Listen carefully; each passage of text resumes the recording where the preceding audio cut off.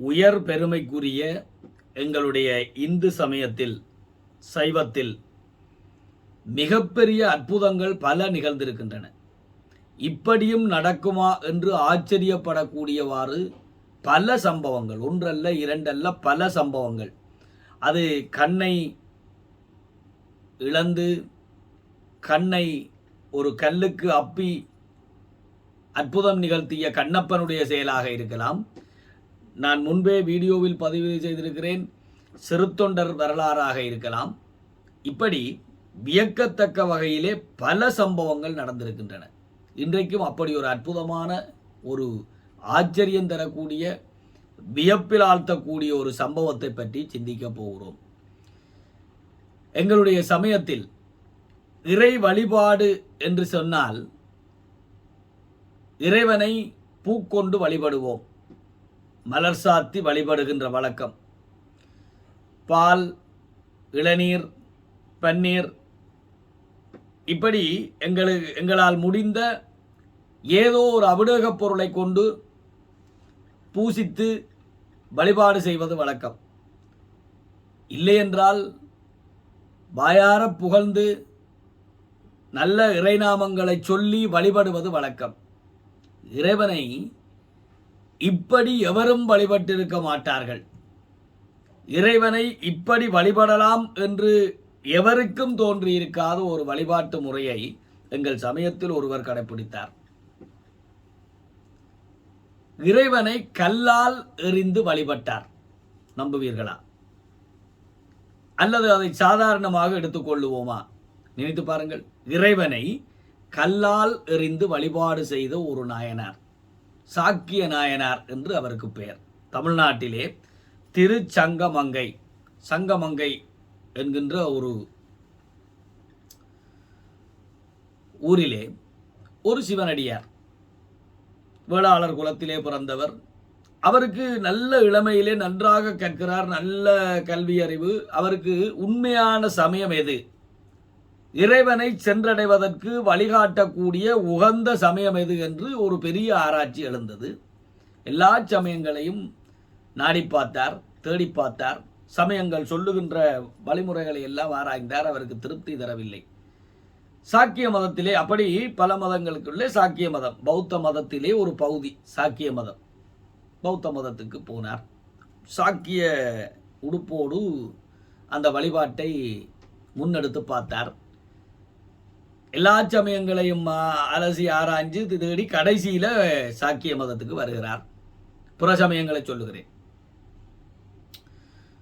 அந்த சமயங்கள் சொல்லுகின்ற போதனைகளும் அவருக்கு திருப்தி தரவில்லை. ஆனால் என்னமோ தெரியவில்லை, அந்த சாக்கிய உடுப்பு அவருக்கு ஒரு அடையாளமாக போய்விட்டது. மற்ற சமயங்களை பின்பற்றுகிற போது அந்த ஆடை மாற்றங்கள் நிகழவில்லை.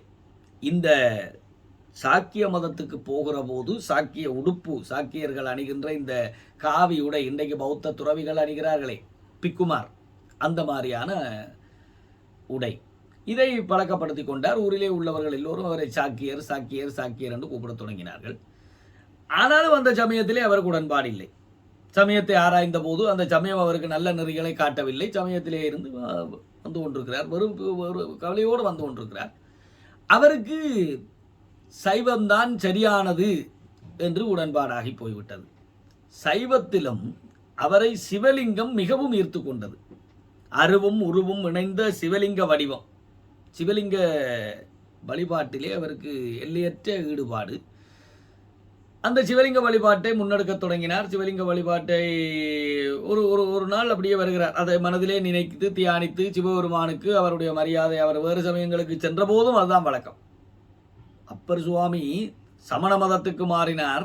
சமண மதத்திலே சில காலங்கள் போய்விட்டு மீண்டும் சைவத்துக்கு திரும்புகிறார்.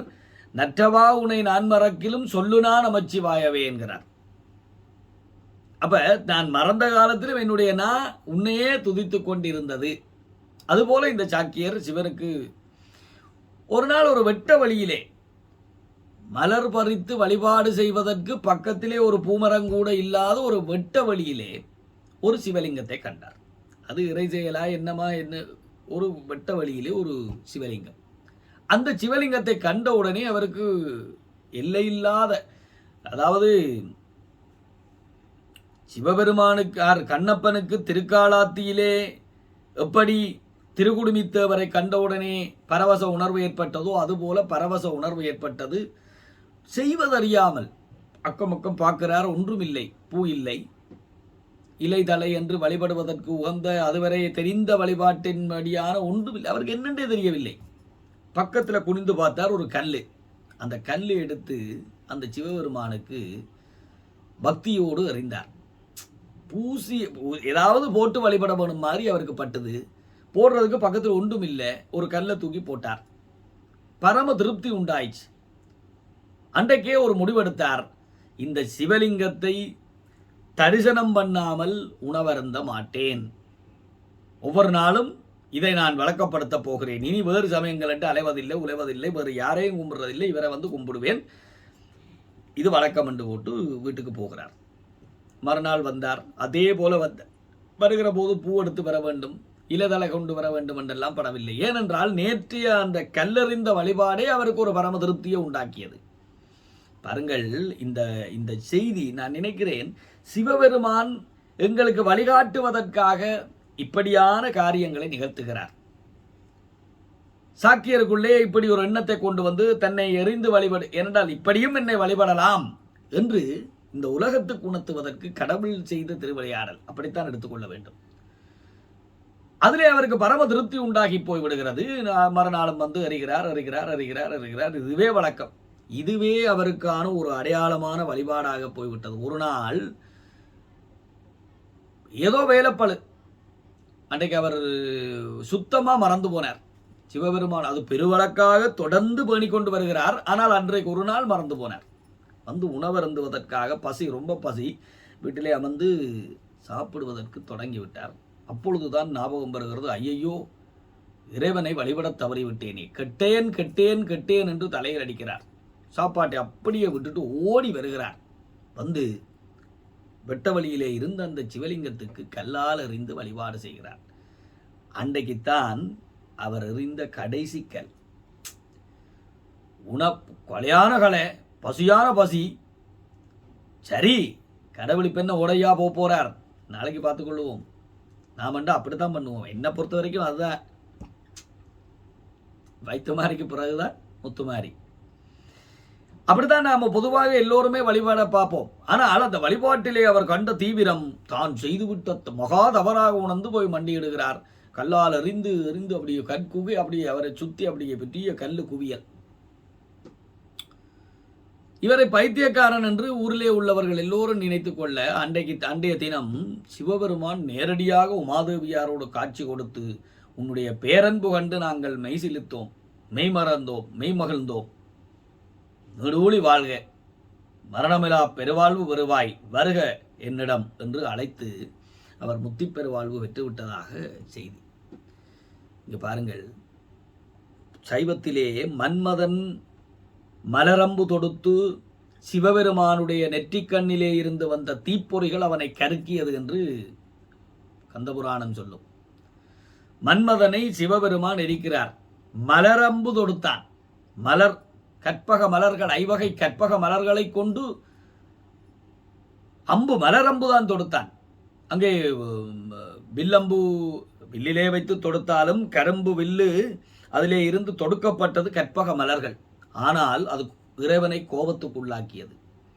இவர் கல்லறிகிறார், ஆனால் இறைவனை மிகவும் உவக்கச் செய்கிறது. என்ன வேறுபாடு தெரியுமா? மன்மதனுடைய மலரம்பில் நோக்கம் தவறாக இருந்தது. சிவபெருமானை சீண்டுகிற வேலை, சிவபெருமானுடைய யோக நிலையை, தவ நிலையை குழப்பி உமாதேவியார், அதை தேவர்கள் போட்டு கொடுத்த திட்டம். அந்த கதை அது வேற கதை, அதை விட்டுருவோம், அதை புறம்பா பார்ப்போம். இங்கே வழிபாடு, பக்தி, மனநிலையிலே நல்ல தூய்மையான எண்ணத்தோடு நீ எது செய்தாலும்,